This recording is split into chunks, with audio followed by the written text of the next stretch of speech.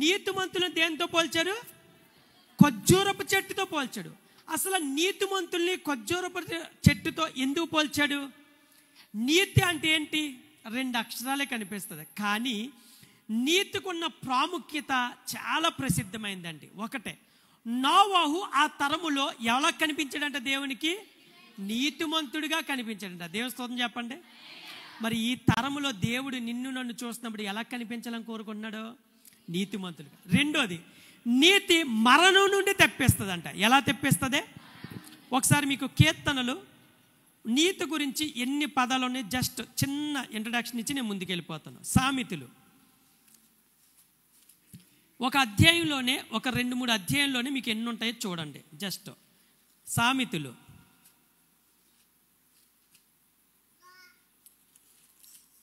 10వ అధ్యాయం తీయండి ఒకసారి, ఫాస్ట్గా తీయండి, మీకు చాలా ప్రాముఖ్యమైన విషయాలు చెప్తాను. 10వ అధ్యాయం తీశారు కదా, దాంట్లో 2వ అధ్యాయంలో 2వ లైను, నీతి మరణం నుండి రక్షించును, యెహోవా నీతిమంతుని. తర్వాత 6వ వచనం, నీతిమంతుని తల మీదకి. 7వ వచనం, నీతిమంతుని జ్ఞాపకం చేసుకోవటం. 11వ వచనం, నీతిమంతుని నోరు. 16వ వచనం, నీతిమంతుని కష్టార్జితము. 20వ వచనం, నీతిమంతుని నాలుక ప్రశస్తమైనది. 21వ వచనం, నీతిమంతుని పెదవులకు అనేకులకు ఉపదేశించును. తర్వాత 24 చివరి లైను, నీతిమంతుడు ఆశించినది వారికి దొరుకును. 25 చివరి లైను, నీతిమంతుడు నిత్యము నిలుచు కట్టడం వలె ఉండును. 27, యెహోవా యందు భయభక్తి కలిగుంట దీర్ఘాయు కాలనము. 28, నీతిమంతులు ఆశ సంతోషం పుట్టించును. 30వ వచనం, నీతిమంతుడు ఎన్నడు కదలబడ్డు. 31, నీతిమంతుని నోరు జ్ఞానంతో పలుకు. 32, నీతిమంతుని పెదవులు ఉపయుక్తముల సంగతులు పలుకును. 11వ అధ్యాయం 4వ వచనం, నీతి మరణం నుండి. తర్వాత 6వ వచనం, యథార్థవంతుల నీతి వారిని విమోచించును. 8వ వచనం, నీతి నుండి నీతిమంతుడు బాధ నుండి తప్పింపను. 10వ వచనం, తెలివి చేత నీతిమంతులు తప్పించుకుందురు. 10వ వచనం, నీతిమంతులు వర్ధిల్లుట. తర్వాత 18వ వచనం 2వ లైను, నీతిని విత్తువాడు శాశ్వతమైన బహుమానం కోయిను. 21 2వ లైను, నీతిమంతులు సంతానము. 23, నీతిమంతుల కోరిక. 28 2వ లైను, నీతిమంతులు చిగురాకు వలె వృద్ధి నొందురు. 32వ లైను 30, నీతిమంతులు ఇచ్చు ఫలము జీవవృక్షము. 31, నీతిమంతులు భూమి మీద ప్రతిఫలం పొందుదురు. తర్వాత 3వది, నీతిమంతులు వేరు కదలదు. 12:3 అండి. 5వ వచనం, నీతిమంతుల తలంపులు నాయుక్తం. 7వ వచనం, నీతిమంతులు ఇల్లు నిలుచును. 10వ వచనం, నీతిమంతుడు తన పశువుల ప్రాణమును దయతో చూచును. తర్వాత 13, నీతిమంతులు వేరు చిగుర్చును.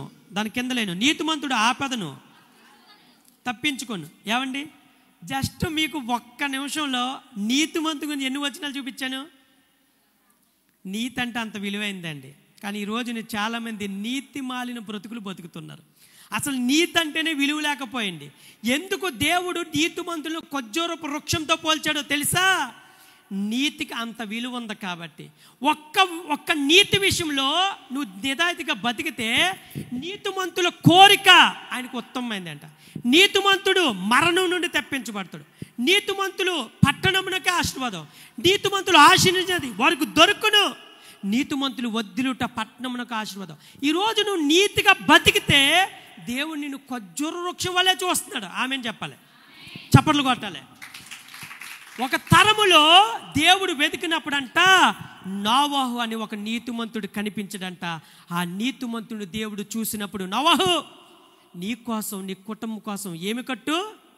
నోవహు ఏం కట్టమన్నాడు? పడవ కట్టు, ఒక వాడ కట్టు. ఎందుకో తెలుసా? వీళ్ళందరినీ నేను జలప్రలయంతో నాశనం చేయాలనుకుంటున్నాను, కానీ ఎవడైతే నీతిగా ఉంటాడో వాడు మాత్రమే ఈ పడవలోనికి ప్రవేశము కలదు. ఈరోజు చాలామంది నీతిగా బతకరంటే ఏమంటారో తెలుసండి? నీతిగా బతికిన వాళ్ళు ఏమి సాధించారు అంటున్నారు. ఏమంటున్నారు? నీతిగా బతికిన వాళ్ళు ఏమి సాధించారు? ఏమి సాధించారో నీకు అనవసరం, కానీ నువ్వేమి సాధిస్తావో దేవుడు చెప్తాడు. చప్పలు కూడా దేన్నమ్మ. నువ్వు ఎవరి కోసం బతుకుతావు? నీ కోసం నువ్వు బతుకు. నోవహు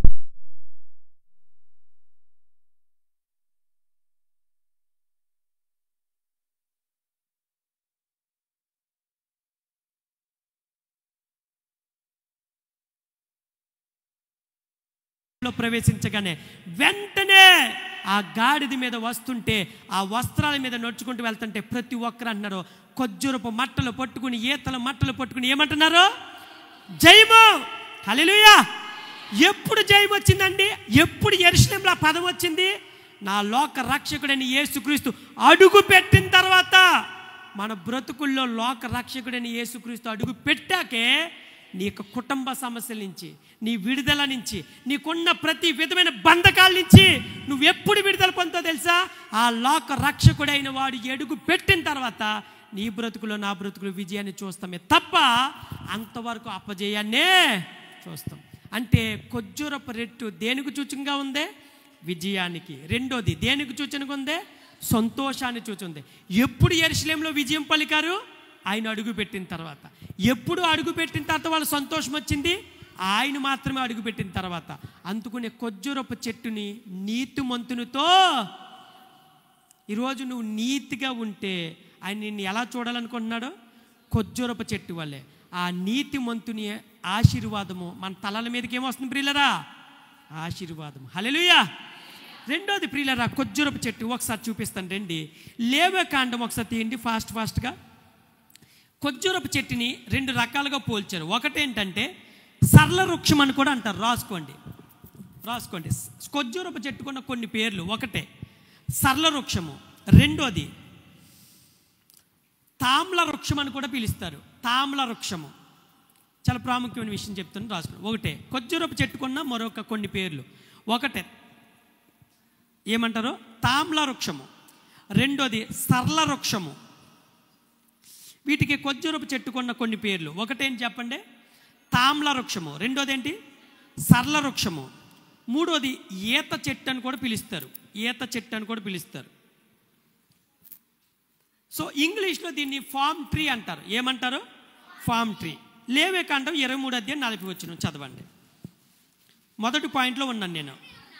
మొదటి దినమున వీరు ఏంటండి? దబ్బ పండ్లను, ఈత మట్లను, గొంజి చెట్ల కొమ్మలను ఏంటండి? కాలువల యొద్ద నుండి నిరవంజి చెట్లను పట్టుకొని 7 దినములు నీ దేవుడైన యెహోవా సన్నిధిని ఉత్సహించుచుండ. చప్పట్లు కొట్టి దేన్ని నమ్మింపల్చండి. ఏంటంటే ప్రియులారా, 7 రోజులు ఇచ్చోండి ప్రియులారా. యూదులకి 7 పండగలు ఉంటాయండి. ఎన్ని పండగలు? పనల పండగ, కర్రల పండగ, పర్ణశాల పండగ, ఇలాగ మొత్తం 7 పండగలు ఉంటాయండి. అందులో ఈ ప్రాముఖ్యమైన పండగ ఏంటంటే ఖర్జూరపు చెట్టు పండగ అనమాట. ఏం పండగ అండి? పండగ. అయితే దీంట్లో ఏమన్నా తెలుసా? ఈత చెట్లు అన్నాడు కదా, అదే ఖర్జూరపు చెట్టు. ఏం చెట్టు అండి? ఈత చెట్టు అన్నాడు కదా, దాన్ని ఖర్జూరపు చెట్టు అని కూడా పిలుస్తారు యూదులు. అయితే ఇక్కడ ఏమన్నాడు? ఈత చెట్లు, నిరవంజ చెట్లు, ఖర్జూరపు చెట్లు ఇవన్నీ పట్టుకుని 7 రోజులు ఏం చేయాలంటే ప్రియులరా? ఉత్సహించాలి. యాక్చువల్గా జరిగింది ఏంటంటే చూడండి ప్రియులరా, ఇప్పుడు మనం ఉపవాస దినాలు చేస్తున్నాం కదా. ఉపవాసము అంటే ఏంటి? ఉప అంటే దగ్గర, వాసం అంటే నివాసం అని అర్థం. అంటే దేవునికి దగ్గరగా నివసించటమే ఉపవాసం. బైబిల్లో ఉపవాసాలు ఉన్న వాళ్ళు ఎవరు? ఇచ్చోండి ప్రియులు. ఒకటే ఏలియా ఎన్ని దినాలు ఉపవాసం ఉన్నాడు? 40 దినములు ఉపవాసం ఉన్నాడు. రెండోది మోషే 2 సార్లు ఉపవాసం ఉంటాడు. ఒకసారి ధర్మశాస్త్రాన్ని తీసుకొస్తాడు, 40 దినాలు 40. ఎక్కడ ఉంటాడు? సీనాయి కొండ. మరలా రెండోసారి ఆ ధర్మశాస్త్రం కోసము మరలా వెళ్తాడనమాట. సో 2 సార్లు 40 దినాలు 40 దినాలు. అందుకనే బైబిల్ మిషన్ వాళ్ళు మోసే 40 దినాలను కూడా చేస్తారు. వాళ్ళు సంవత్సరానికి ఒకసారి అన్నమాట. లోదరని చర్చివాడు 40 దినాలు లెంట్ డేస్ పాటిస్తారు. లెంటు అంటే శ్రమల కాలము అని అర్థం అనమాట. స్ప్రింగ్ టైము అంటే వసంత కాలము అని అంటారన్నమాట. అయితే తర్వాత యేసుక్రీస్తు 40 దినములు 40 పదాలు. ఎస్తేరు యూదులు రక్షించడానికి 3 దినాలు ఉపవాసం ఉంది. మొద్దికై కూడా 3 దినాలు. దానియేలు 21 వారాలు ఉపవాసం ఉంటాడు. ఎన్ని దినాలండి? అంటే 3 వారాలు 21 రోజులు అన్నమాట. ఇలాగా బైబిల్లో హన్న తన బిడ్డల కోసం ఉపవాసం. లోకసోత 2వ అధ్యాయంలో ఒక స్త్రీ ఉంటుంది. ఒకసారి తీయండి. అన్న అనే ఒక ప్రవక్తిని అని ఉంటుంది. తీయవసరం లేదులే, టైం లేదు కాబట్టి. అన్న అనే ఒక ప్రవక్త ఉంది. ఆమె అంట తన భర్తతో ఎన్ని సంవత్సరాలు కాపురం చేసింది? 7 సంవత్సరాలు కాపురం చేసి మిగిలిన 84 సంవత్సరాలు ఎదవరాలుగా ఉండు రాత్రులు పగలు ఆ దేవాలయంలోనే ఉపవాసం ఉంటూ దేవునికి ప్రార్థన చేస్తూ సేవ చేస్తుందండి. ఒకసారి దేవుని స్తోత్రం చెప్పండి. ఇప్పుడు 84 + 7 కలపండి, ఎంత? 97 సంవత్సరాలు వస్తుంది. ఎన్ని వస్తుంది? 91. ఇప్పుడు సార్ అన్ని రోజులు ఒక్కరోజు ఉండటమే ఉపవాసాన్ని మా షుగరు బీపీలు వచ్చేస్తున్నాయి కదా, మరి 84 సంవత్సరాల నుంచి రేయింపగల్లో రాత్రుళ్ళు ఆమె ఉపవాసం ఉంటూ ఓ మందిరాన్ని తుడుస్తూ పరిచయం చేస్తుంది. మరి ఏమి కలిసి వచ్చింది సార్ అంటే ఏమొచ్చిందో తెలుసండి? యేసుక్రీస్తు పుట్టిన తర్వాత 8వ దినాన్ని ప్రతిష్ఠ చేయడానికి తన తల్లిదండ్రులైన మరియా యోసేపులు యేసుక్రీస్తుని ఎత్తుకుంటూ వస్తే అక్కడ దాని ముందు భాగంలో ఉంటుంది సిమియోను అనే ఒక ప్రవక్త ఉంటాడు. ఆ ప్రవక్తతో పాటు అదే సమయంలో ఈ అన్న అనే ప్రవక్త అన్ని సంవత్సరాలుగా విడువక దేవాలయాన్ని విడువక ఉపవాసాలు ఉంటూ రాత్రులు పగలు దేవుణ్ణి శరణు వేరుకుంటా ఈమెకి ఆ సమయంలో యేసుక్రీస్తుని ఎత్తుకుని ఇశ్రాయేలీయులు అందరి ముందు వచ్చి ఏమని ప్రకటన చేసింది తెలుసా? ఇదిగో యూదుల రక్షణార్థమే వచ్చిన లోక రక్షకుడైన యేసుక్రీస్తు ఈయనే అని ప్రకటించే భాగ్యాన్ని ఒక స్త్రీకి ఇచ్చాడండి. చప్పట్లు కొట్టి దేని నామం పట్ల. ఇశ్రాయేలు యొక్క విమోచన కొరకు ఇశ్రాయేలు యొక్క రక్షణార్థమై వచ్చిన లోక రక్షకుడు ఈమె అని ఎంత గొప్ప భాగ్యం ఇచ్చాడు తెలుసా? మనం ఒక ఎదవరాలు నడిచి వస్తే ఛీ ఈమె నడిచి వచ్చిందేంటి శుభమాని వెళ్తుంటే అనుకుంటా. నా దేవుని దృష్టిలో ఎంత ప్రశస్తమైందో తెలుసా? హల్లెలూయా, హల్లెలూయా. ఎవ్వరికి లేదండి గొప్ప భాగ్యం. 84 సంవత్సరాలుగా ఈరోజు నువ్వు ఉపవాసం ఉంటున్నావా, కడుపు మార్చుకుంటున్నావా, కన్నీరు కాస్తున్నావా? అది వృధా కాదు బిడ్డ. హల్లెలూయా. అది వ్యర్థం కాదు బిడ్డ. హల్లెలూయా. ప్రతి లెక్క ఆయన దగ్గర ఉంటుంది. ప్రతి కన్నీటికి ఒక విలువ ఉంది. ప్రతి ప్రార్థనకు ఆయన దగ్గర ఒక ఆశీర్వాదం దాచిపెట్టాడు. నువ్వు అనుకుంటున్నావేమో ఏమి కలిసి వచ్చిందిలే కడుపు మార్చుకోవడం, ప్రార్థనకి వెళ్ళి వద్దాంలే, ఏముందలే కాసేపు అనుకుంటున్నావేమో. లేదండి. హల్లెలూయా.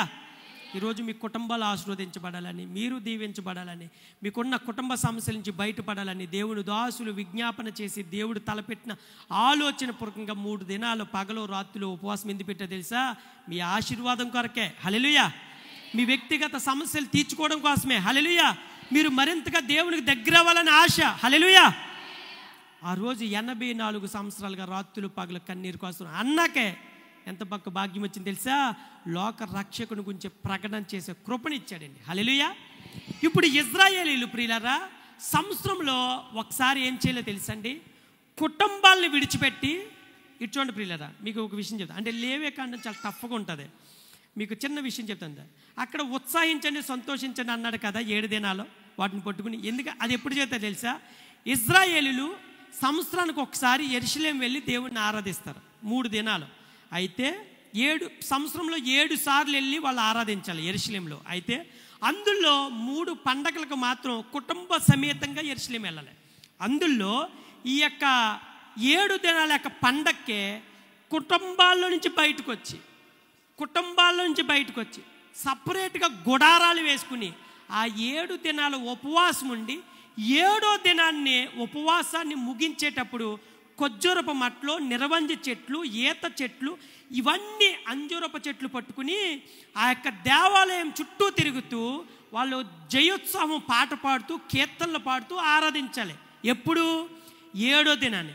అదే ఇక్కడ చెప్తున్నాడు. ఏంటంటే 7 దినాల తర్వాత లాస్ట్ రోజుని ఇజ్రాయిల్ యొక్క సర్వ సమాజం అంతా కూడా ఆ నిరవంజి చెట్లను, ఈత చెట్లను, ఖర్జూరపు చెట్లను పట్టుకుని దేవునికి ఏం పాడాలి? జయోత్సవం పాడాలన్నమాట. అంటే నా జీవితంలో జయోత్సవం ఎప్పుడో తెలిసి ప్రియరా, కడుపు మార్చుకుని దేవుని సన్నిధిలో నువ్వు అంగలార్చినప్పుడు దేవుడు దాన్ని నైవేద్యం వలె పట్టుకుని వెళ్ళిపోతాండి. చప్పట్లు కొట్టి దేని నమ్మచ్చు. హల్లెలూయా, హల్లెలూయా. అందుకునే మీ దుఃఖ దినములు సమాప్తం. ఎప్పుడు సమాప్తమద్ది? నువ్వు కన్నీరు కాచి రోదన చెందినప్పుడు దేవుడు తన నైవేద్యం వల్ల తీసుకుని నీ చేతులు ఖర్జూరపు చెట్టుని పెడతాడండి. అంటే జయోత్సాన్నే మోగిస్తాడు. తర్వాత హల్లెలూయా. తర్వాత యోహాను సువార్త 16:33 తీయండి. యోహాను సువార్త 16:33. నా యందు మీకు సమాధానం కలుగునట్లు ఈ మాటలు మీతో చెప్పుచున్నాను. లోకంలో మీకు శ్రమ కలుగును, అయినను ధైర్యము తెచ్చుకునుడి, నేను లోకమును జయించి ఉన్నాను. జయించి అంటే ఇప్పుడు లోకాన్ని జయించమని ఎవరు చెప్తున్నారు? యేసుక్రీస్తు. ఎందుకు చెప్తున్నాడు? ఆయన ఏమి జయించాడు? లోకాన్ని అంటే ఈ లోకంలో ఏముంది ప్రియులారా? నేత్రాశ, శరీరాశ, జీవడం. ఇప్పుడు వీటిని జయించాలి అంటే నువ్వు ఎవరిని వెంబడించాలి? జయించిన యేసుక్రీస్తుని వెంబడించాలి. 99 మార్కులు వచ్చిన వాడిని ఎవడైనా ఆదర్శంగా పెట్టుకుంటాడు, కానీ 30 మార్కులు 20 మార్కులు వచ్చిన వాడిని ఎవడైనా ఆదర్శంగా పెట్టుకుంటాడా? చెప్పండి. నువ్వు కూడా ఏమవుతావు? వాళ్ళలాగానే ఫెయిల్ అవుతావు. అదే నీకంటే ఎక్కువ పాసులు వచ్చి వాళ్ళని పెట్టుకుంటే నీకు 70 వచ్చి 60 వస్తే ఆడిని ముందు నువ్వు పెట్టుకున్నావు కాబట్టి ఎంతో కొంత ఏం చేస్తావు? ఓ స్టెప్ ఎక్కుతావు. అదే నువ్వు ఇంకా నీకంటే కింద ఉన్న పెట్టుకున్నావు అనుకోండి, నెక్స్ట్ టైం ఆ 10 మార్కులు కూడా మన విశ్వాస జీవితంలో మెంటాస్ని పెట్టుకోవాలండి. ఎవరిని పెట్టుకోవాలి? మెంటాస్ అంటే ఆదర్శప్రాయం వల్ల అని అర్థం. నీ ఆత్మీయ జీవితంలో నీకంటే పై స్థాయి కలిగిన వాళ్ళు, ప్రార్థన పరులను, వాక్యం పట్ల ఆసక్తి కలిగిన వాళ్ళని, చక్కగా దేవునితో సహవాసం కలిగి విశ్వాసురాళ్ళు అందరూ కూడా మీకంటే ఆత్మీయ స్థాయి కలిగి ఉన్న వాళ్ళని పెట్టుకోవాలి మనం. అప్పుడు నీ ఆత్మీయ స్థాయి మండుతుంది అనమాట. సతీష్ కుమార్ గారు ఎప్పుడో మాట చెప్తారు మాకు. ఏంటి అంటే, ఒక కట్టి ఎప్పుడు మండదంట, అది పొగనిస్తుందంట. పొగ ఏం చేస్తుంది? కళ్ళకే మంట కలిగిస్తుంది. ఆ కట్టికి ఇంకో 4 కట్లు జోడేని అనుకోండి, అప్పుడు ఏమవుతుంది? అది మంట మండుతుంది. అలాగే నువ్వెప్పుడు మండలేవు ఆత్మీయంగా. నీకెప్పుడు కూడా ప్రార్థన చేసే వాళ్ళు నలుగురిని పెట్టుకోవాలి. చప్పట్లు కొట్టి దేనమ్మా.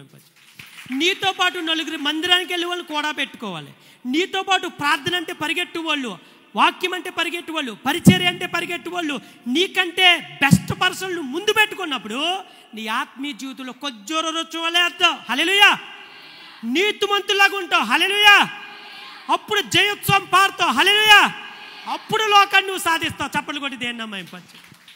లోకంలో మనకేం కలుగుతుంది? శ్రమ కలుగుతుంది. కానీ నువ్వేం సాధిస్తావు? జయం సాధిస్తావు. కారణం నీ నీతి మరణం నుండి తప్పిస్తుంది. హల్లెలూయా. తర్వాత కొలసీలు రాసిన పత్రిక 2:15 కొలసీలు 2:15 మీకు కొన్ని ప్రాముఖ్యమైన విషయాలు చెబుతారు, రాసుకోండి. మళ్ళీ ఇవి చాలా ఇంపార్టెంట్.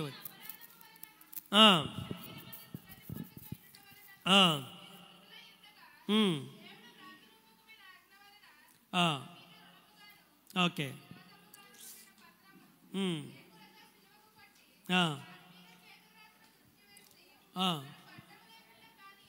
ఇది చూడండి ప్రియులారా, నేను చెప్తాను వినండి. ఇప్పుడు యేసుక్రీస్తు సిలువలో జయగీతాన్ని పాడాడు. ఏం పాడాడు? ఎప్పుడు? సాతాను యొక్క తలను ఎప్పుడైతే చెదగొట్టి ఆయన సిలువలో జయోత్సవం పాడాడో అప్పుడు సాతాను ఏమైపోయింది? ఓడిపోయింది. అందుకున్నట్టు కదా, ఓ సాతానా ఓ మరణమా నీ ముళ్ళెక్కడ, ఓ పాతాళమా నీ విజయం ఎక్కడ? దేవుని స్తోత్రం చెప్పండి. ఇప్పుడు ఇక్కడ ఏమన్నా తెలుసా? సిలువలో యేసుక్రీస్తు ఏ విధంగా అయితే జయోత్సవాన్ని పాడి బాహాటంగా మనందరినీ వేదికకు సిద్ధపరిచాడో, అలాగే యేసుక్రీస్తు రెండో రాకడికి నీవు నేను ఎత్తబడాలి అంటే, ఆ జయోత్సవంలో నీవు నేను ఉండాలంటే, ఆ గొర్రెపిల్ల మహోత్సవంలో నీవు నేను ఉండాలంటే ఏమి జయించమని చెప్తున్నాడు? లోకాన్ని. హల్లెలూయా. కానీ లోకంలో ఏం కలుగుతుంది? శ్రమ కలుగుతుంది. ఆ శ్రమకు నువ్వు భయపడకూడదంటే, ఆ శ్రమకు నువ్వు జడిసిపోకూడదంటే నువ్వు ఎలా జీవించాలి?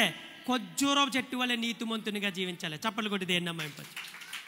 తర్వాత కొన్ని ప్రాముఖ్యమైన విషయాలు చెప్తాను, అవి మీరు రెఫరెన్స్లు చెప్తాను, తర్వాత చదువుకోండి. 2 కొరింథీ 2:14 రాసుకోండి, తర్వాత మీరు చదువుకోండి. టైం లేదు కాబట్టి మీకు రెఫరెన్స్ ఇస్తాను. 2 కొరింథీ 2:14, తర్వాత 1 కొరింథీ 15:57. 1 కొరింథీ 15:57. ఓకేనా? 2వ పాయింట్ రాసుకోండి. ఖర్జూరపు చెట్టు సౌందర్యానికి సూచనగా ఉంటుంది. ఖర్జూరపు చెట్టు దేనికి సూచనండి? 1 పాయింట్లో ఖర్జూరపు చెట్టు జయానికి, పండుగకి, సంతోషాన్ని సూచన. దాంట్లో రెఫరెన్స్లు వచ్చి లేవియకాండము 23:40. తర్వాత 2వ రెఫరెన్స్ వచ్చి యోహాను సువార్త 16:33. 3వ రెఫరెన్స్ వచ్చి కొలసీలు 2:15. 4వ రెఫరెన్స్ వచ్చి 2 కొరింథీ 2:14. తర్వాత 5వ రెఫరెన్స్ వచ్చి 1 కొరింథీ 15:57. రెండో పాయింట్లోకి వెళ్తున్నాను చూడండి. ఖర్జూరపు చెట్టు దేనిని చూచినా సౌందర్యాన్ని చూచినా. ఇప్పుడు చూడండి, న్యాయాధిపతులు 1:16 తీయండి. న్యాయాధిపతులు 1:16 ప్రియులారా. మోషే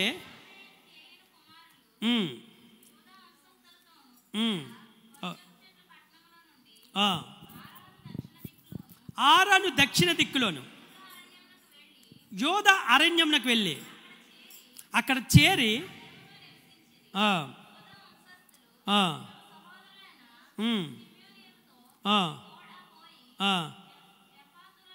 నివసించెను. కానానీలను హతము చేసి పట్టణమును నిర్మూలం చేసి ఆ పట్టణమునకు ఏం పేరు పెట్టారు? హోర్మా అని పేరు పెట్టింది. యోధా వంశస్థులు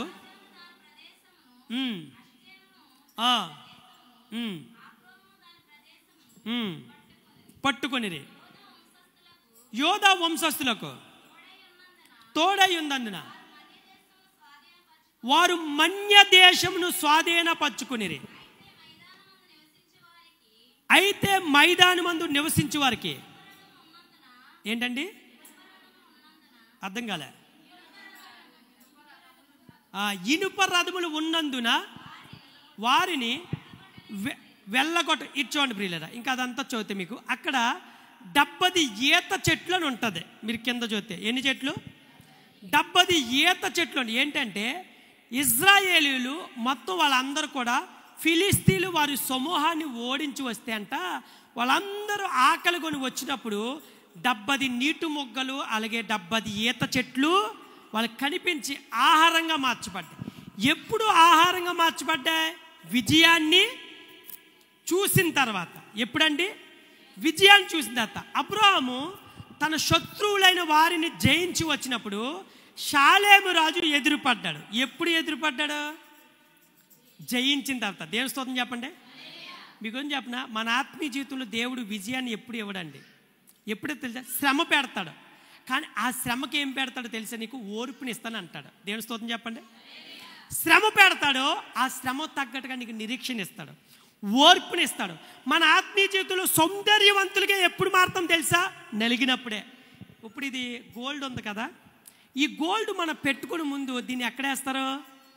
కొలుములో వేస్తారు. ఇది అంటదంట, ఎందుకురా నువ్వు నలిపేస్తున్నావు అంటదంట, ఎందుకురా కాల్చేస్తున్నావు అంటదంట. కుండ ఉంటుంది కదా, ఆ కుండ అంటదంట కుమ్మరువానితో, ఎందుకురా నువ్వు అలా గుద్దేస్తున్నావు అంటదంట. అలా బాదుతూ ఉంటుంటే, ఒరే నాకురా దెబ్బలు తగిలిది, నీకు కాదురా, అబ్బా అమ్మ నాయన అంటదంట. ఏది? ఆ మట్టి. ఆ తర్వాత ఆ మట్టి మళ్ళీ బాణకేసి కొట్టిన తర్వాత, అబ్బా నడుము కుదేలైపోయిందిరా ఈడు దుంపదేగా అంటదంట. ఏమంటదే? నడుమేమంటదే? కుదేలైపోయింది ఈడు దుంపదేగా అంటదంట. మరలా బండకేసి బాంత. అప్పుడు అది సానబెట్టి కాలుస్తుంటే అంటాడంట, యారా ఇప్పుడు దాకా బాధో, గొడ్డుని బాధినట్టు బాధో, ఇప్పుడు మళ్ళీ కాల్చేస్తున్నావా అంటదంట. మళ్ళీ ఇలా సాగు, ఉరే ఉరే ఉరే ఉరే నలిపేకిరా నలిపేకిరా అంటదంట. అయినా కానీ ఈడు వింటాడా? మళ్ళీ బందకేసి బాధి నీళ్ళు వచ్చిన ఆ నీళ్ళు అతను, అమ్మయ్య ఇంత బాధి ఒక గుక్కు నీళ్ళు వస్తాడు అంటదంట. ఆని మళ్ళీ ఎక్కడ కొడతాడు? దబ్బను, ఉరే నీకేం పోయే కాలం వచ్చింది అంటదంట.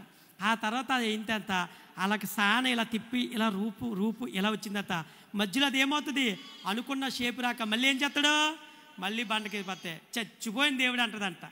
ఆ తర్వాత అప్పుడు ఇలా బాణ పెట్టిందట, ఇలా షేప్ వచ్చి ఇలా వచ్చిందట. ఓ మంచి కూజ వచ్చిన తర్వాత అప్పుడు దాన్ని తీసుకెళ్ళి పొదుపుగా ఎక్కడ పెట్టాడు? ఎండలో పెట్టిందట. యారా నానా ఇప్పుడు దాకా బాధ, ఇప్పుడు ఎండలో పడుతున్నానా? ఒరే సూర్యుడు రా, చచ్చిపోతున్నాను రా, ఎండరా, నీ దుంపదేగా లోపల పెట్టరా, కాదంతా నీళ్ళు పోయిరా అంటే పోయిడంట. ఆ ఎండలో పెడతాడు. ఎండ పెట్టి ఎండిన తర్వాత ఎండిపోయిన తర్వాత అంటే గిట్టగిరిసిపోతున్నాడు రా, నువ్వు బాగానే ఉన్నవరా అంటదంట కుండ. ఆ తర్వాత ఏం చేస్తాడు? ఆ మంటేసి కుండను కాలుస్తాడు. కుండను ఏం చేస్తాడు? కాలుస్తున్నప్పుడు అంటావంట, ఒరే నాయన బాధో ఎండలో పెట్టావు, ఇప్పుడు బొత్తుకు కుండలో కాల్చేస్తున్నావేంట్రా బాబు, ఏం నీకే నేనే దొరికానా అంటదంట. ఏమంటదే? నేనే దొరకను నీకు అంటదా. కాల్చేసిన తర్వాత అప్పుడు తీసుకొచ్చి మళ్ళీ ఎక్కడ పెడతాడు? ఎండలో పెడతాడు. ఆరిన తర్వాత అప్పుడు తీసుకొచ్చిన తర్వాత ఓ పెయింటోని పిలిచి దీనికి ఎలా డిజైన్ అంటదంట. వెంటనే డిజైన్లు వేస్తాడు. వేసిన తర్వాత అప్పుడు అంటంట చేసిందంతా చేసి ఇప్పుడు ఏంటి వేస్తున్నాడు అంటదంట. ఏమంటదే? చేసిందంతా చేసి బాధిందంతా బాధి కాల్చినంత కాల్చి ఇప్పుడు పెయింట్ వేస్తున్నాడు ఏంటి అని చెప్పి పెయింట్ వేసిన తర్వాత జాయి వేసిన తర్వాత ఆ కొండను తీసుకెళ్ళి ఎక్కడ పెడతాడు? హైవే రోడ్డుని పెడతాడు. ఈ లోపల జమ్మని మీ పాస్టర్ గారు కారు వేసుకుని వచ్చారంట. జాతి నుంచి, బాబు ఆ కొండ ఎంతనంట? 5,000 అంట. 5,000 అని పట్టుకుని వెళ్ళనంట. ఇప్పుడు పాస్టర్ గారు ఏమన్నాడు? ఏ కొండ పగిలిపోతే జాతకు పట్టుకో అంటాడంట. ఎవరితో? అప్పుడు అర్థమైందంట కొండకే, అయ్యో బాబు మొన్నటిదాకా బాధేస్తంటే ఎందుకురా వీడు ఎలా బాధేస్తున్నాడు అనుకున్నాడు. ఇప్పుడు నాడు కారులో పట్టుకు వెళ్తున్నారా? ఏసీ కారులో వెళ్తున్నానా? అయ్యో బాబు నా యజమానుడు నన్ను బాధేసి గుద్దేసి తన్నేసి నరికేస్తంటే కుదేలైపోయింది అనుకున్నాను. కానీ ఈ రోజు నన్ను ఏసీ కారులో పెట్టి ఎంత డిజైన్ పెట్టి ఆ నీళ్ళు పెట్టిన తర్వాత అక్కడ పెడతాంటే పాస్టర్ కదా స్లోగా పెట్టి అన్నాడంట. మొదట ఎలా బాధాడు? నడుము కుదేలైపోయాడు. ఇప్పుడు ఎలా పెడుతున్నాడు? దేవుని స్తోత్రం చెప్పండి. దేవుడు నిన్ను ఎందుకు కొలుములో వేస్తాడు తెలుసా? ఎందుకు నలుపుతాడు తెలుసా? ఆ తర్వాత అసలేం జీవితం ఉంది. చప్పట్లు కొట్టి దేన్ని నమ్మైపోతుంది. హల్లెలూయా.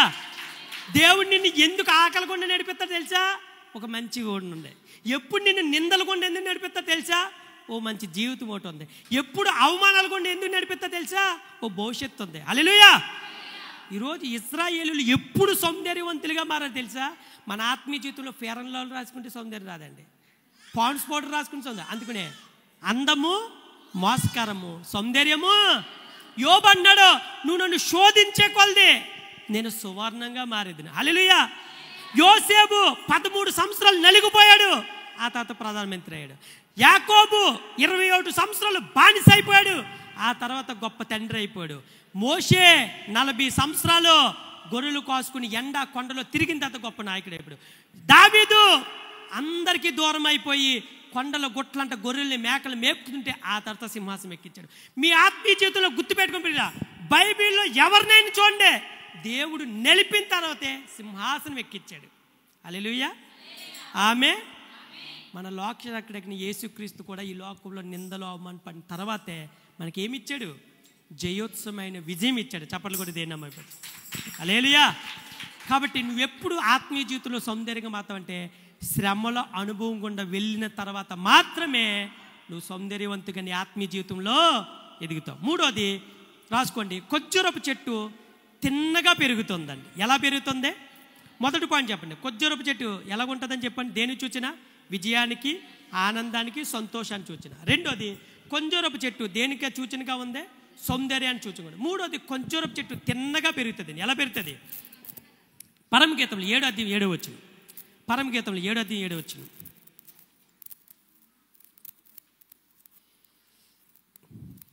ఒకసారి చదవండి. 7:7 పరమగీతంలో. నీవు తాళ్ళ వృక్షమంద తిన్నని దానువు. చాలు. ఇందాక తాళ్ళ వృక్షం అంటే ఏ చెట్టు అని చెప్పాను? ఖర్జూరపు చెట్టు. గుర్తుందా? తాళ్ళ వృక్షమన్నా, సరళ వృక్షమన్నా, ఈత చెట్లన్నా అవేంటి? ఇవి ఖర్జూరపు చెట్టు. ఇప్పుడు పరమగీతలు ఏమన్నాడు? నువ్వు తాళ్ళ వృక్షంలాగా ఎలా పెరిగా అన్నాడు? నీకొని చెప్పనా? మనం తిన్నగంటే అర్థం ఏంటో తెలుసా ప్రియులరా? ఇలా నిటారుగా నిలబడడం కాదు. మన ఆత్మీయ జీవితంలో బెండ్ అవ్వకూడదు, ఇటు అవ్వకూడదు. కయ్యూను ఇచ్చోండి. కయ్యూను హేబేలు సంఘటనలో తన తమ్ముడైన హేబేలును కయ్యూను చంపినప్పుడు కయ్యూను అంట అటు ఇటు చూశాడంట. ఎటు చూశాడు? అటు. దొంగతనం చేసేవాళ్ళు, తప్పులు పని చేసేవాళ్ళు ఎప్పుడు కూడా చూపుని ముందు అటు కొన్ను ఇటు కొన్ని వేసిన తర్వాత అప్పుడు చూస్తారు. కానీ దేవుడు అన్నాడు, నువ్వు అయిపోయినా తిన్నగా చూడాలన్నాడు. ఎలాగన్నాడు? మన ఆత్మీయ జీవితంలో స్ట్రైట్గా పెరగాలి. అటో కాలు ఇటో కాలు వేయకూడదు, అటో లోకం ఇటో లోకం వేయకూడదు. నువ్వు తిన్నగా వేయాలి. అలాగే వేసిన వాళ్ళు ఉన్నారా బైబిల్లో అంటే? చాలామంది ఉన్నారు. సంసోను తన ఆత్మీయ జీవితంలో ప్రియులరా ఓ పక్కన దేవుడి చేత నాజీరు చేయబడి ఎన్నుకోబడి ఒక ప్రతిష్టాత్మకమైన జీవితం కొరకు రూపొందించబడితే ఎవరితో సాంగత్యం చేశాడు? వేశ్యలతో సాంగత్యం చేశాడు. ఈరోజు నువ్వు వేశ్యలతో సాంగత్యం చేస్తే దేవుడు అంటూ మందిరానికి వస్తూ పాటలు పాడుతూ పరిచయం చేస్తూ అయ్యగారు అంటూనే ఓ పక్కన రహస్యమైన జీవితాన్ని నువ్వు బతికితే అది ఓ రోజు నిన్ను ఏం చేస్తుంది తెలుసా? వంగదేస్తుంది. సంసోన్కి ఎప్పుడు బుద్ధి వచ్చింది తెలుసా? 2 కొళ్ళు పోయిన తర్వాత, తిరగలి విసిరిన తర్వాత. ఎప్పుడు బుద్ధి వచ్చింది? చిన్న కుమారుడికి ఎప్పుడు బుద్ధి వచ్చింది తెలుసా? ఆస్తి అంతా పెట్టుకెళ్ళిపోయిన తర్వాత రాలే. దాన్ని దుర్వ్యాపారం చేసి పోగొట్టుకున్న తర్వాత, అయ్యో నా తండ్రి ఇంటి వద్ద పనివారికైన ఆహారం ఉంది కానీ నాకు తినడానికి కూడా ఏమీ లేదు. అటు అడుగు ఇటు అడిగేస్తున్నావా? దేవుని సన్నిధిలో నిటారుగా నిలబడట్లేదా? స్ట్రైట్గా ఉండట్లేదా? యోసేబండి తన ఆత్మీయ జీవితంలో నా దేవుని ఎదుట ఇంత దుష్కారమైన కార్యం నేను ఎలా చేద్దును అని వచ్చిన అవకాశాన్ని పారిపోయాడు. తప్పేం చేయలే.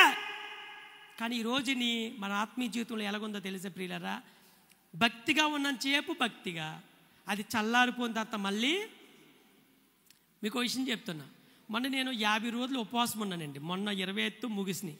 నాకు దేవుడు 50 దినాల్లో నేర్పించిన పాఠం ఏంటో తెలుసా? నాకు నేర్పించే పాఠం చాలామంది భక్తి జీవితాన్ని ఆత్మీయ జీవితం అనుకుంటున్నారండి. నేను చాలా ఇంపార్టెంట్ పాయింట్ చెప్తున్నానే, చాలా జాగ్రత్తగానండి. చాలామంది భక్తి జీవితాన్ని ఆత్మీయ జీవితం అనేసుకుంటున్నారు. నో, భక్తి జీవితం వేరు, ఆత్మీయ జీవితం వేరు. నువ్వు మందిరానికి వచ్చి ఎక్కడ మీటింగ్ పడితే అక్కడికి వెళ్ళి బైబిల్ చదివి పాటలు పాడితే అదే భక్తి జీవితాన్ని ఏమనుకుంటు తెలుసా? ఆత్మీయ జీవితం అనేసుకుంటున్నారు.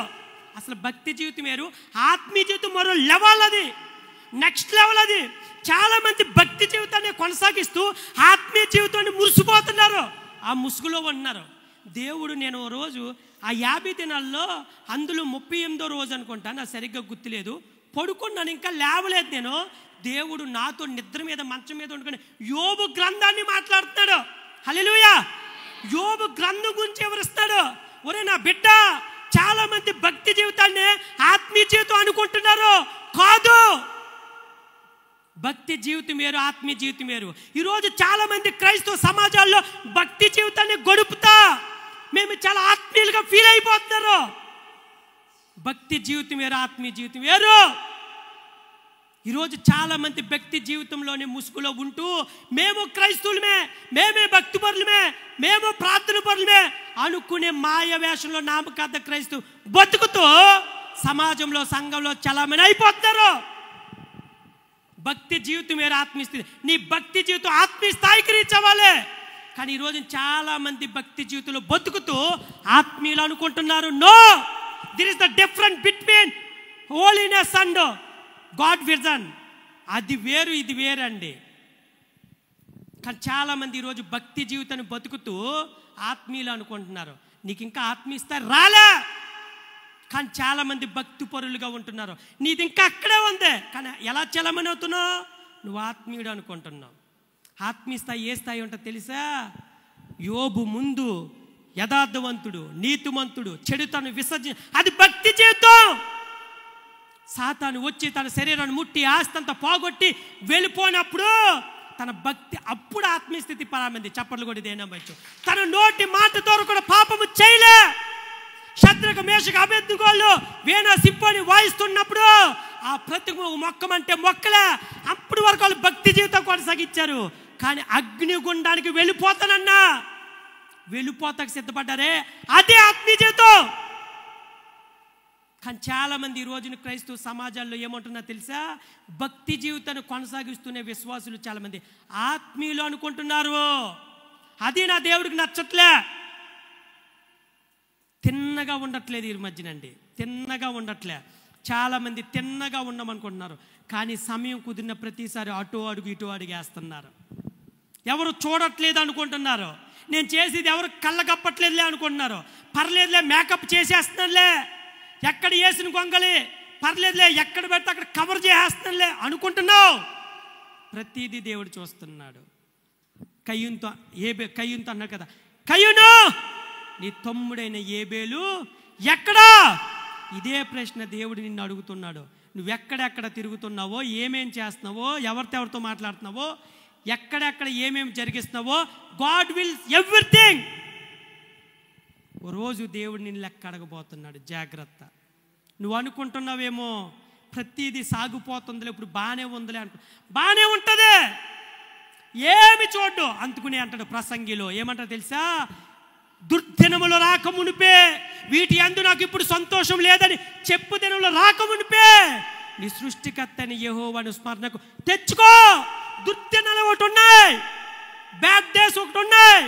అవన్నీ నువ్వు ఎదుర్కోబోతున్నావంటే ఇప్పుడే నీ దేవుడైన సృష్టికర్తని ఎరుగో. ఈరోజు దేవుని ప్రేమ చులకన అయిపోయిందండి చాలామందికి. ఈరోజు దేవుని క్షమాపణ చులకన అయిపోయిందండి. నిజం చెప్పాలంటే ఈరోజు రోజు ప్రార్థనే, రోజు ఉపాసలే.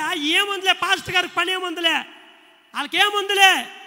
కానీ రోజు రాబోతుంది, ఈ గ్రంథం కాలబోతుంది, గ్రంథాలు దొరకని రోజు, సువార్త మీటింగ్స్ లేని రోజులు, కనీసం చర్చిలు కూడా ఆరాధించుకోలేని పరిస్థితులు, కుటుంబాల్లో మోకరించాలన్నా పిక్కుమని భయపడే రోజులు రాబోతున్నాయి. కానీ ఈ కాలాన్ని ఎవడైతే సద్వినియోగం చేసుకుంటాడో వాడు ధన్యుడండి. చప్పట్లు కొట్టి దేన్ని అమ్మాయింపచ్చు. అందుకుని అంటాడు, యెహోవా దొరుకు కాలమందు ఆయనను వెదకండి. ఎందుకు దొరకమంటే ఓ రోజు ఉందే. దొరకని కాలం ఆ రోజు నీది కాదు, ఈ రోజు నీది. హల్లెలూయా, హల్లెలూయా. నువ్వు తిన్నగా బతకాలి. నీ చూపు ఎటు చూస్తున్నావు, నీ వంకర బుద్ధులు ఎటు చూస్తున్నాయి, నీ ఆలోచనలు ఎలాగున్నాయి, నీ తలంపులు ఎలాగున్నాయి, నీ ద్వంద్వ మనసులు ఎలాగుంది. అందుకుని అన్నాడు, నేను ద్విమనసులని ద్వేషించుతున్నాను. రెండు మనసులు కలిగి బతుకుతున్నావా? ద్విమనసు బతుకుతున్నావా? ఆత్మీయుల మధ్య ఆత్మీయతను, భక్తిహీనుల మధ్య భక్తిహీనతను ఎక్కడ వేసే అడుగు అక్కడ వేసేస్తూ సాగెత్తున్నావా? నీ జీవితంలో దేవుడు తిన్నని స్ట్రైట్నెస్ చూడాలనుకుంటున్నాడు. ఖర్జూరపు చెట్టు నీకు నేర్పేస్తుంది, తిన్నగా ఎదుగుతుందంట. అది వంకర డింకగా ఎదగదో. నీ ఆత్మీయ జీవితంలో స్ట్రైట్ ఫార్వర్డ్ ఉండాలి. దేవునికి నీకు సత్సంబంధం ఉండాలి, స్ట్రైట్గా ఉండాలి. హల్లెలూయా. తర్వాత దానికి కావాల్సిన కొన్ని రిఫరెన్స్లు రాసుకోండి. కీర్తనలో 125:5 మూడో పాయింట్లో, కీర్తనలో 125:5. తర్వాత సామెతలు 12:15, యెషయా గ్రంథం 5:9. మీరు ఇంటికి వెళ్ళిన తర్వాత చదువుకోండి. జస్ట్ మీకు ఒక రిఫరెన్స్ ఇస్తున్నాను అంతే. కీర్తనలు 125:5, తర్వాత సామెతలు 2:15, యెషయా గ్రంథం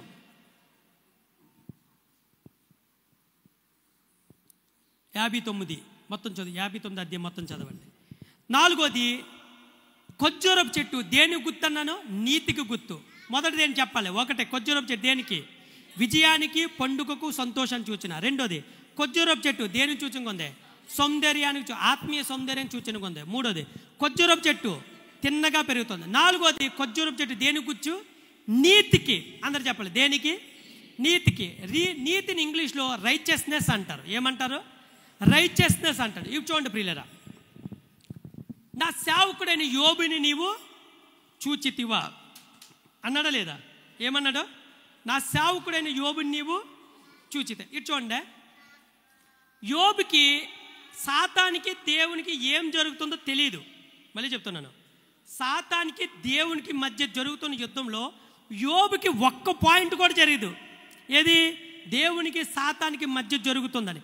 కానీ వీళ్ళిద్దరి మధ్యలో దేవుడు ఎవరిని తీసుకొచ్చాడు? యోబుని తీసుకొచ్చాడు. ఇప్పుడు ఒక దేవుడు ఒక మనిషిని సాతానికి ఛాలెంజింగ్గా ఉపయోగించాలంటే ఈ వ్యక్తి ఎంత గట్స్ అయి ఉండాలి? నా పాయింట్ అర్థమైందా? దేవుడి మధ్య సాతాను మధ్య వైరం జరుగుతుందండి. వీళ్ళ మధ్యలో దేవుడు ఎవరిని ఇంటర్ప్రిట్ చేశాడు? యోబుని. ఇప్పుడు యోబు మీద ఎంత నమ్మకం ఉంటే దేవునికి, యోబుని దేవుడు ఇంటర్ప్రిట్ చేస్తాడా? ఈరోజు దేవుడు నీ మీద సవాల్ ఇసరగలిగే ఆత్మీయస్థితి ఉందా? నా ప్రశ్న అదే. మనలో చాలామంది కాసేపు బైబిల్ చదువుకుంటే, కాసేపు సినిమా చూడపోయి, కాసేపు సెల్ ఫోన్ చూడపోతే, ఆ వాక్యం విన్నాక ఆ 10 నిమిషాలు ఆ సెల్ ఫోన్ చూడకుండా, లేదా ఆ ఒక్కరోజు ఆ సినిమా సీరియల్ మానేస్తే, లేదా ఒక్కరోజు ఆ అబద్ధాలు బూతులు మాట్లాడితే, మళ్ళీ పర్లేదు బాగానే ఉన్నానని చెప్పి తర్వాత 2వ రోజు 3వ రోజు మొదలెట్టేస్తున్నామే, అది నీతి ఎలాగవుతుంది? నీతి ఎప్పుడు మారదండి. హల్లెలూయా. నీతి ఎప్పుడు మారదో. యోబు తన స్థితిగతులు ఎప్పుడు మార్చుకోలే తెలుసా? అన్నీ ఉన్నప్పుడు కాదు, కోల్పోయిన తర్వాత కూడా మార్చుకోలే. నోటి మాట ద్వారా కూడా యోబు ఏం చేయలేదు. కానీ ఈరోజు నీకు చిన్న కష్టం వస్తే చాలు, చిన్న బాధ వస్తే చాలు, మందిరం మానేస్తున్నాం, సేవకుడి మీద కోపం, సంఘం మీద అలుగు, సంఘంలో కూతంతా ఎవరైనా తేడా చేస్తే చాలు, నీకు నచ్చిన వాళ్ళు చాలు గొడవ పెట్టేసుకుంటావు అంతే. సంఘం మార్చేస్తావు అంతే, సేవకుడు మార్చేస్తావు అంతే, 3 రోజులు మానేస్తావు అంతే, మళ్ళీ సేవకుడు వచ్చి బతిపిల్లాల దాకా ఉండవు. ఏమైపోయింది నీతి? ఏమైపోయింది నీతి? కుటుంబాల్లో నీతి లేదు, బంధుమిత్రుల్లో నీతి లేదు. అసలు నీతి అన్నదానికే సమాధి చేసా ఎప్పుడో. కానీ బైబిల్ ఒక మాట ఉంది, నా రాజు నీతిపరుడంట. ఎలాగంట? నీతిపరుడంట, ఆలోచనకర్త అంట. ఆయన రాజులకు రాజు, ప్రభులకు. సామెతల గ్రంథం చెప్పింది కదా, ఒక్క 10వ అధ్యాయం 11వ అధ్యాయంలోని నీతి గురించి అన్ని వచనాలు చెప్తే, మరి పరిశుద్ధ గ్రంథం మొత్తంలో నీతి గురించి ఎన్ని చోట్ల ఉంది? హల్లెలూయా. ప్రియులారా, మీకు చెప్పనా, నువ్వు నీతిగా బతికితే, నువ్వు చనిపోయినా నీ పేరు ఎవరైతే ఉచ్చరిస్తారో వాళ్ళ మీద కూడా ఏమొస్తుంది అంటే దేవుడు ఆశీర్వాదం అంటే అదే అన్నాడు, నీతిమంతుని జ్ఞాపకం చేసుకోడు అంటే నువ్వు దేవుడి కొరకు భూమి మీద బతికిన 4 రోజులు నీతిగా బతికితే నిన్ను ఎవరైతే జ్ఞాపకం చేసుకుంటారో వాళ్ళ మీదగా ఆశీర్వాదం వస్తుందంటే నువ్వు నీతిగా బతికినందుకు ఎంత బ్లెస్సింగ్ దాచిపెట్టాడో.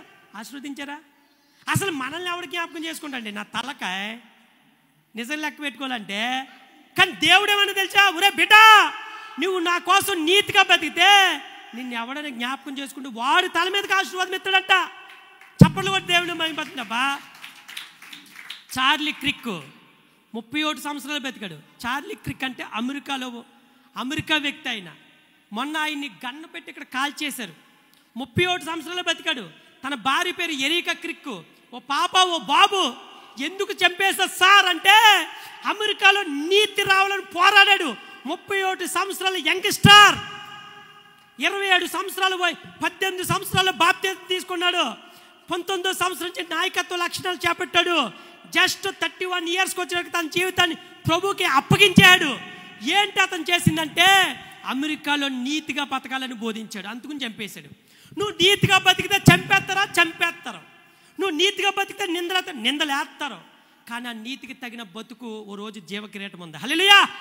పౌలు అన్నాడు, మంచి పోరాటం పోరాడి తిని నా కొరకు నీతి కిరీటం దాచిపడి ఉంది.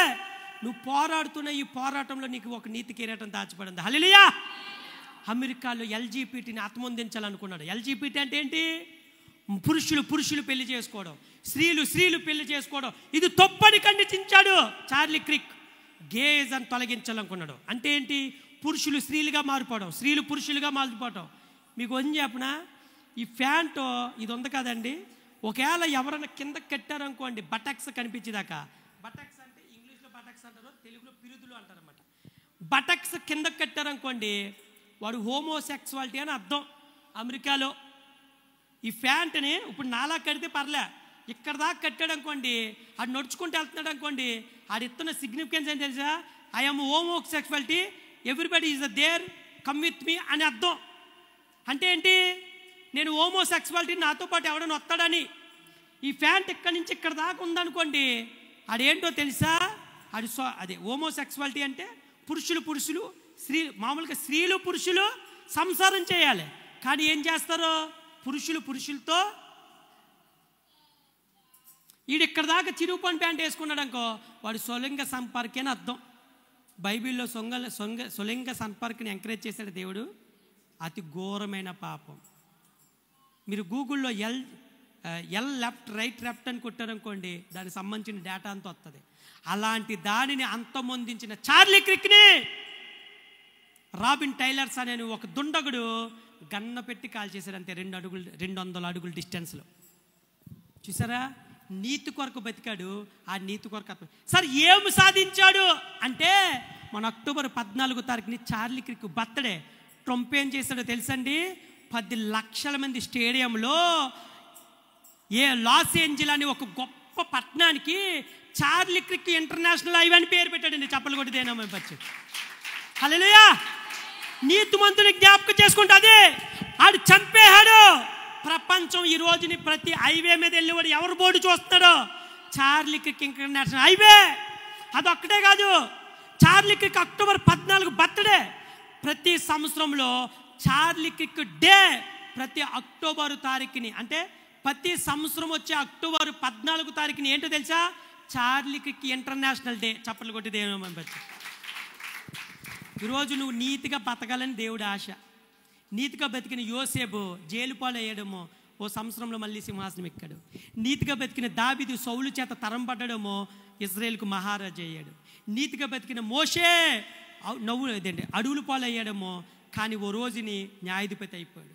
ఈరోజు నీ కుటుంబంలో నువ్వు నీతిగా బతుకు, నీ ఉద్యోగంలో నీతిగా బతుకు, నువ్వు సంపాదిస్తున్న వ్యాపారంలో నీతిగా బతుకు, నువ్వు చేస్తున్న పనిలో నీతిగా ఉండు.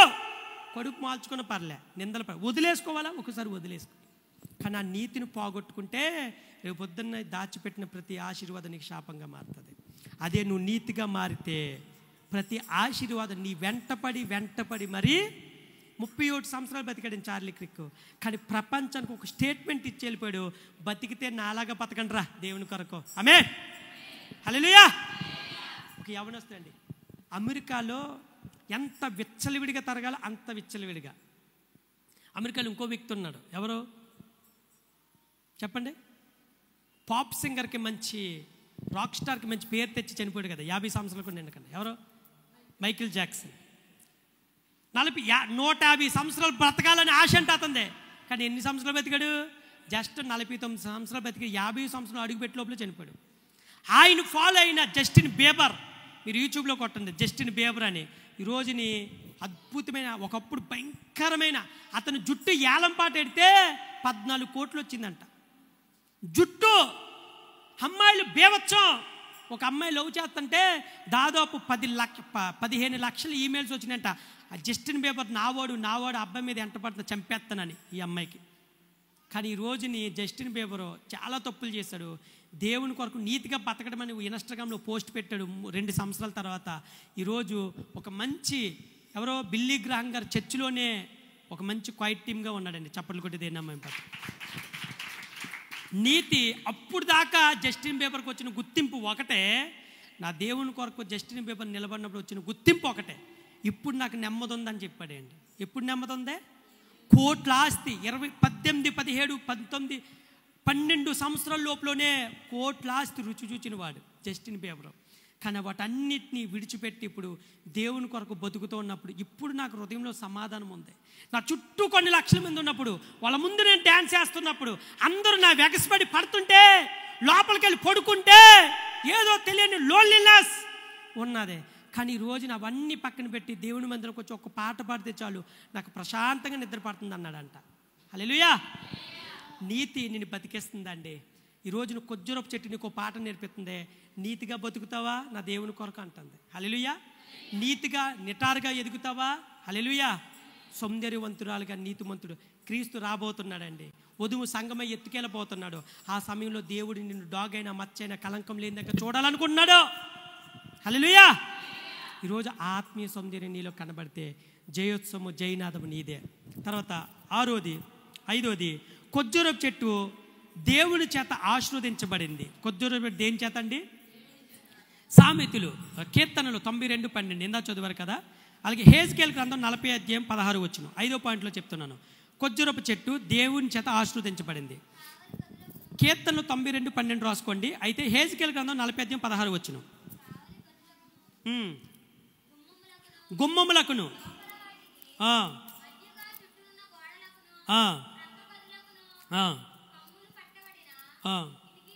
కిటికీలు ఉండెను. ప్రతి స్తంభం మీదను ఖర్జూరపు చెట్లు. ఏంటండి?